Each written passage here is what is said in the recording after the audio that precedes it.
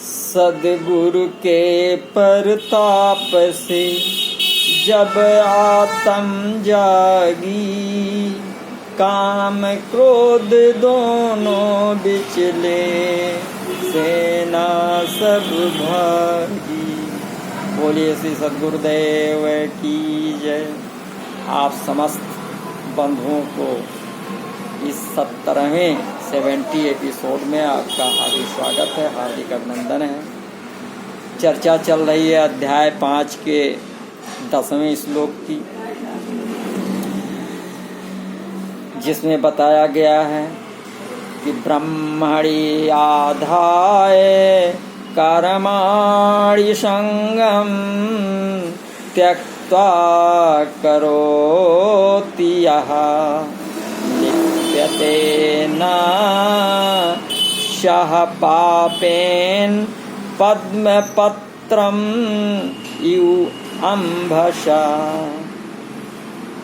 जो व्यक्ति कर्म फलों को परमेश्वर को समर्पित करके आसक्ति रहित होकर अपना कर्म करता है, वो पाप कर्मों से उसी प्रकार अप्रभावित रहता है जिस प्रकार कमल पत्र जल से अस्पर्श रहता है।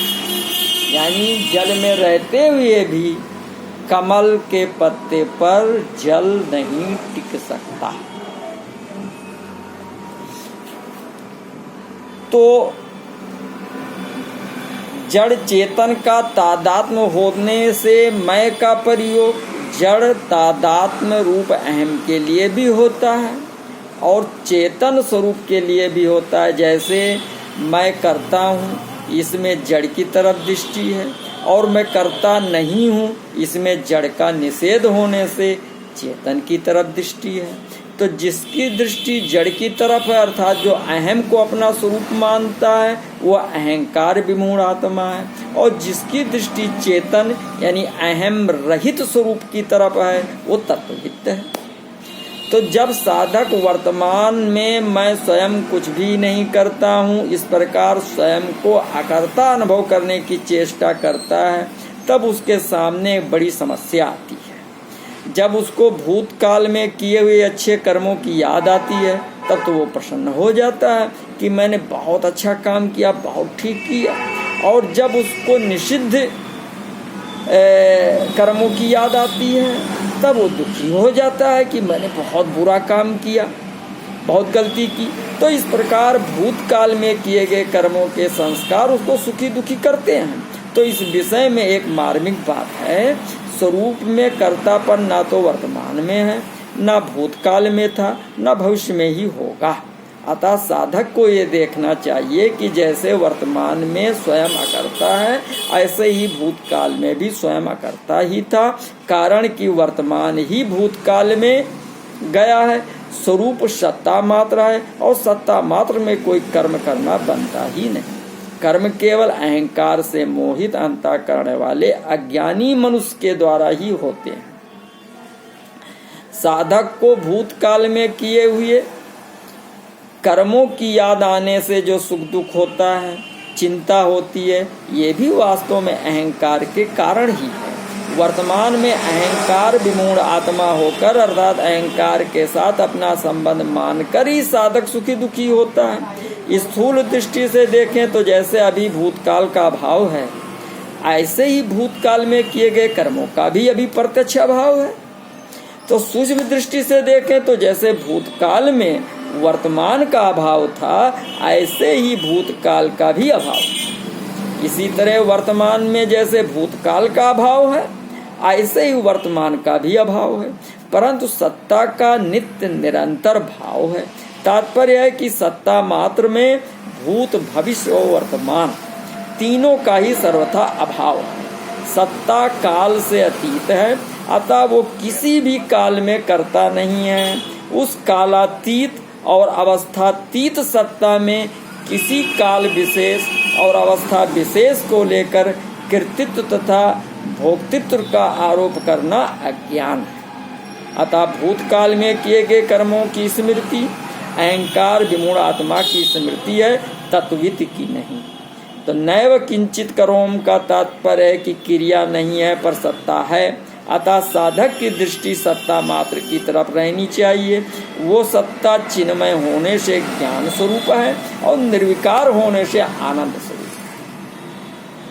तो ये आनंद अखंड शांत एक रस। तो शरीर से तादात्म्य होने के कारण प्रत्येक क्रिया में स्वयं की मुख्यता रहती है कि मैं देखता हूँ, मैं सुनता हूँ आदि। तो क्रिया तो होती है शरीर में, पर मान लेते हैं अपनी। तो स्वयं में कोई क्रिया नहीं है, वो करने और ना करने दोनों से रहित है। इसलिए शरीर के द्वारा क्रिया होने पर भी सत्ता मात्र में अपने स्वरूप पर दृष्टि रहनी चाहिए कि मैं कुछ भी नहीं करता हूँ। अब 7वें श्लोक में श्री कृष्ण जी ने कर्मयोगी की और 8वें 9वें श्लोक में सांख्य योगी की कर्मों से निर्लिप्तता बताकर अब भगवान श्री कृष्ण जी भक्त योगी की कर्मों में निर्लिप्तता बताते हैं और कहते हैं कि ब्रह्मण्य आधाय कर्माणि, यानी शरीर, इंद्रियां, मन, बुद्धि, प्राण आदि सब भगवान के ही हैं, अपने हैं ही नहीं।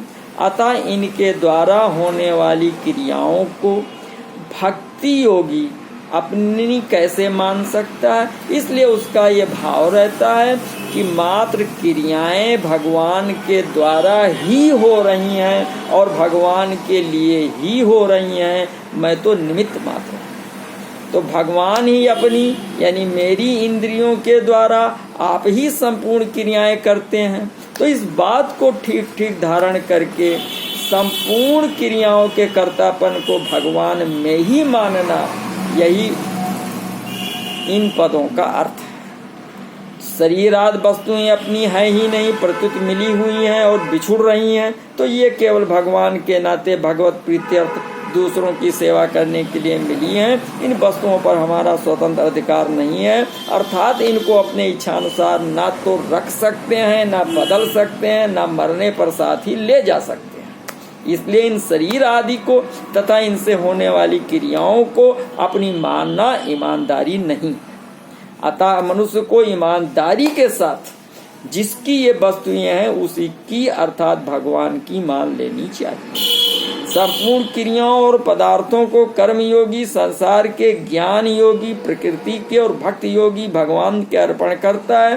प्रकृति और संसार दोनों के ही स्वामी भगवान हैं, अतः क्रियाओं और पदार्थों को भगवान को अर्पण करना ही श्रेष्ठ है। तो दियम बस गोविंदम तुभमेव समर्पयामि।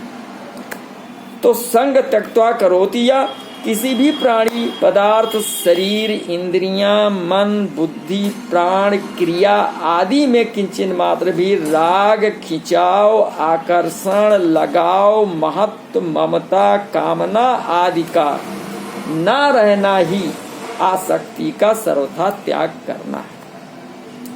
शास्त्रीय दृष्टि से अज्ञान जन्म मरण का हेतु होते हुए भी साधन की दृष्टि से राग ही जन्म मरण का मुख्य हेतु है। कारणम गुण संगोवस्य सद सद्योनि जन्मशु।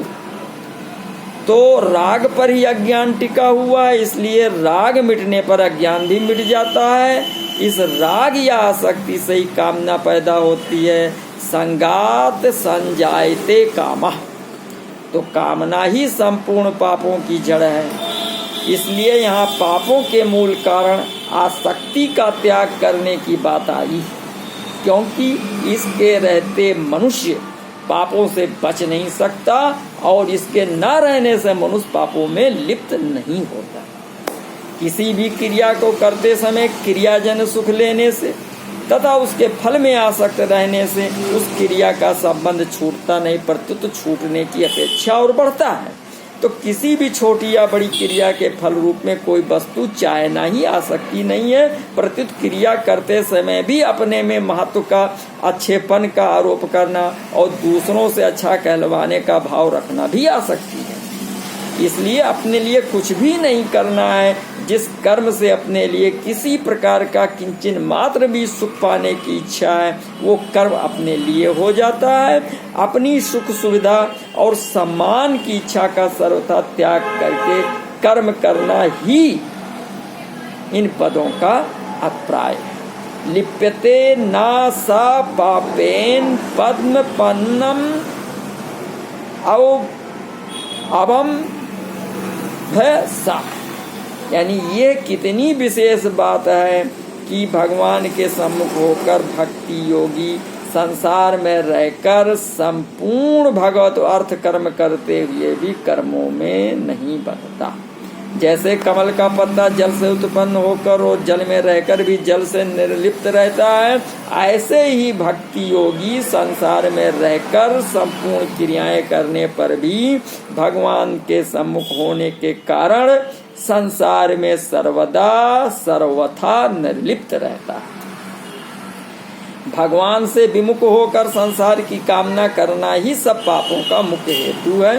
कामना आसक्ति से उत्पन्न होती है और आसक्ति का सर्वथा अभाव होने से कामना नहीं रह सकती, इसलिए पाप होने की संभावना ही नहीं रहती। धुएं से अग्नि की तरह सभी कर्म किसी न किसी दोष से युक्त होते हैं, परंतु जिसने आशा कामना आसक्ति का त्याग कर दिया है उसे ये दोष नहीं लगता। आसक्ति रहित होकर भगवत अर्थ काम करने के प्रभाव से संपूर्ण संचित पाप विलीन हो जाते हैं।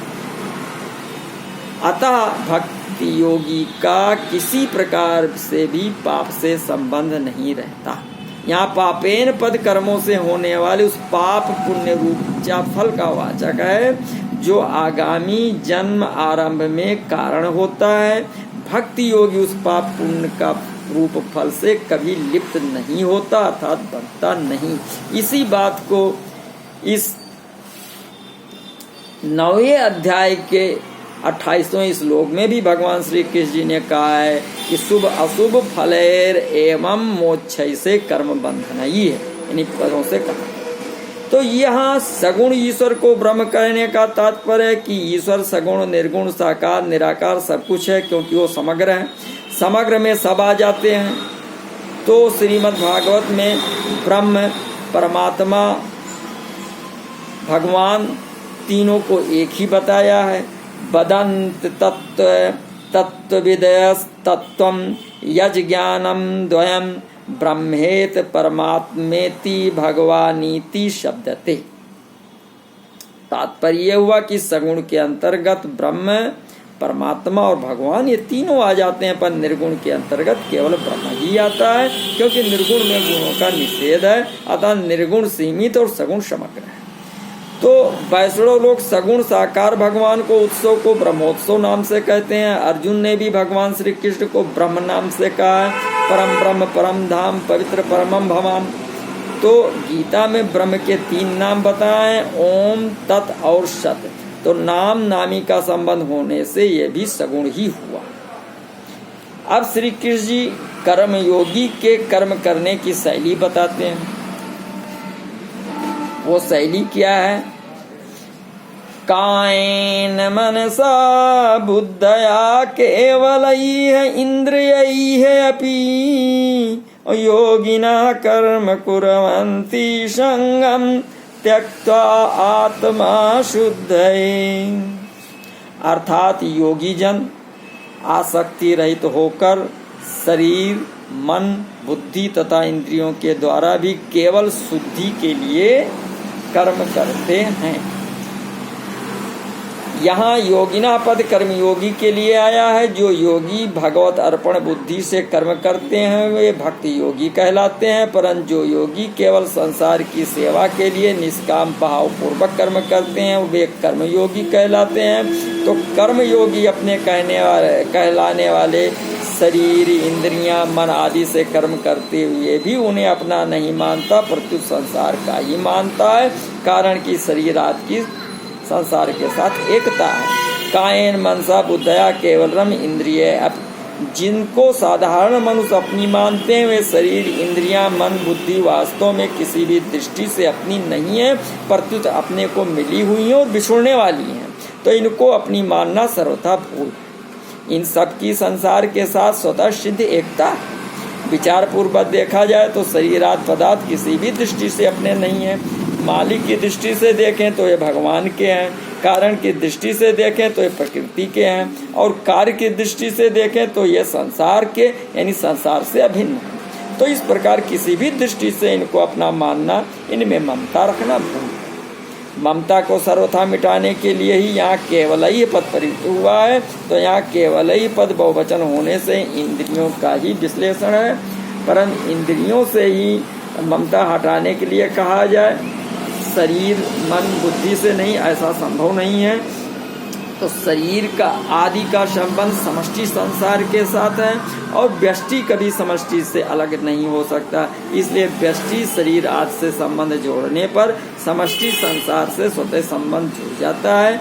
जैसे लड़की से विवाह होने पर अर्थात संबंध जुड़ने पर सास ससुर आदि ससुराल के सभी संबंधियों से अपने आप संबंध जुड़ जाता है, ऐसे ही संसार की किसी भी वस्तु शरीर आदि से संबंध जुड़ने पर अर्थात उसे अपनी मानने पर पूरे संसार से अपने आप संबंध जुड़ जाता है। अतः यहाँ केवल ये पद शरीर इंद्रियां मन बुद्धि सब में ही साधक को ममता हटाने की प्रेरणा करता है।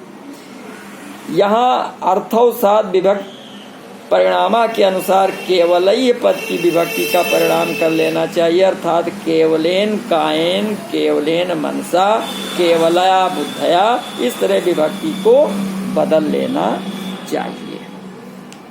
वास्तव में कर्ता का स्वयं निर्मम होना ही आवश्यक है। यदि कर्ता स्वयं निर्मम हो तो शरीर इंद्रियां मन बुद्धि आदि सब जगह से ममता सर्वथा मिट जाती है, कारण कि वास्तव में शरीर इंद्रियां आदि स्वरूप से सर्वथा भिन्न है।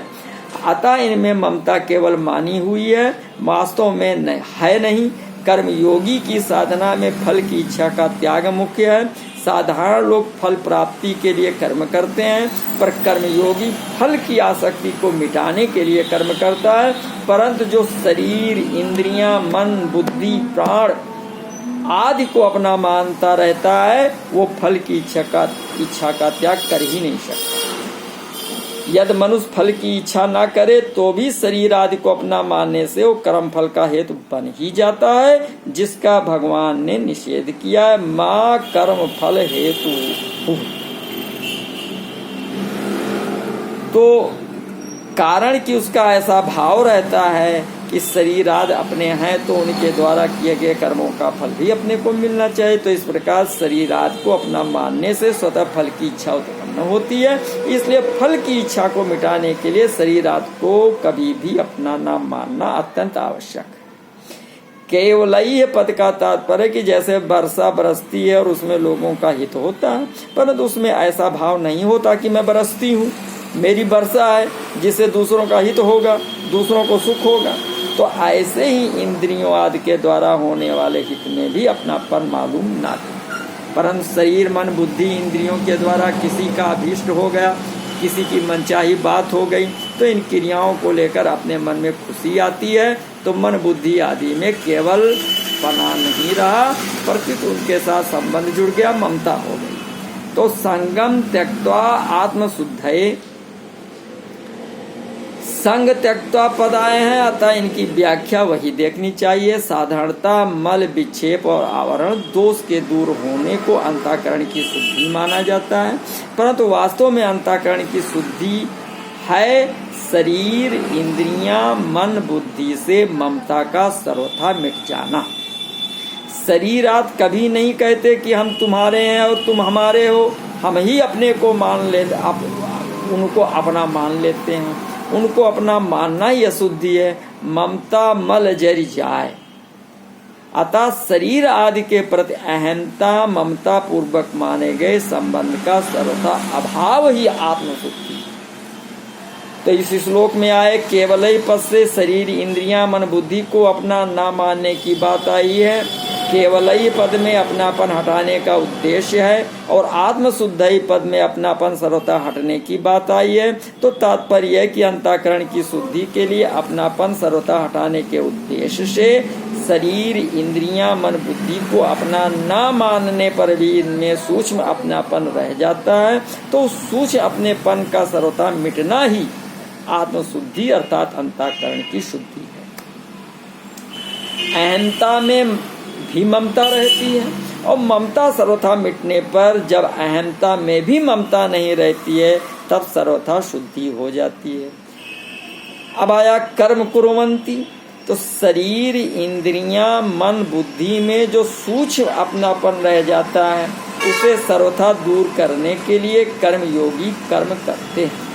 तो जब तक मनुष्य कर्म करते हुए अपने लिए किसी प्रकार का सुख चाहता है अर्थात किसी फल की इच्छा रखता है और शरीर इंद्रियां मन आदि कर्म सामग्री को अपनी मानता है तो तब तक वो कर्म बंधन से मुक्त नहीं हो सकता। इसलिए कर्मयोगी फल की इच्छा का त्याग करके और कर्म सामग्री को अपनी ना मानकर केवल दूसरों के हित के लिए कर्म करता है। कारण कि योगारूढ़ होने की इच्छा वाले मननशील योगी के लिए दूसरों के हित के लिए कर्म करना ही हेतु कहा जाता है। आरुरक्षोन मुनि योगम कर्म कारणम उच्यते। इस प्रकार दूसरों के हित के लिए वो ज्यों-ज्यों कर्म करता है त्यों ही त्यों ममता आसक्ति मिटती चली जाती है और अंतःकरण की शुद्धि होती चली जाती है। अब इस सब का संपूर्ण भाव ये है कि शुद्ध करने से अंतःकरण शुद्ध नहीं होता, क्योंकि शुद्ध करने से अंतःकरण के साथ संबंध बना रहता है। जब तक मेरा अंतःकरण शुद्ध हो जाए ये भाव रहेगा तब तक अंतःकरण की शुद्धि नहीं हो सकती, क्योंकि ममता की खास अशुद्धि है। इसीलिए रामायण में भी आया कि ममता मरी जाए, उत्तरकांड के 117वें दोहे में। तो भगवान ने भी यहाँ केवल ही पद से अंतःकरण के साथ ममता न रखने की बात कही है। शरीर इंद्रियां मन और बुद्धि में ममता का सर्वथा अभाव हो जाना ही अंतःकरण की शुद्धि है। अतः अंतःकरण में ममता यानी अपनापन सर्वथा मिटाने के उद्देश्य से कर्मयोगी अनासक्त भाव से कर्म करते हैं। वे अपने लिए कोई कर्म नहीं करते, कारण कि ममता रखने से कर्म होते हैं, कर्म योग नहीं होता। अपने लिए कोई कर्म ना करने से कर्मयोगी की गति स्वरूप की तरफ होती है। तो कर्मयोगी पहले ममता रहित होने का उद्देश्य बनाकर कर्म करता है, फिर उसके उद्देश्य की सिद्धि हो जाती है। तो इस प्रकार अब श्री कृष्ण जी आगे के श्लोक में अन्वय और व्यतिरिक्त रीति से कर्मयोग की महिमा का वर्णन करेंगे, जिसका वर्णन हम अगले एपिसोड में देंगे। तब तक आप सबको नमस्कार, धन्यवाद।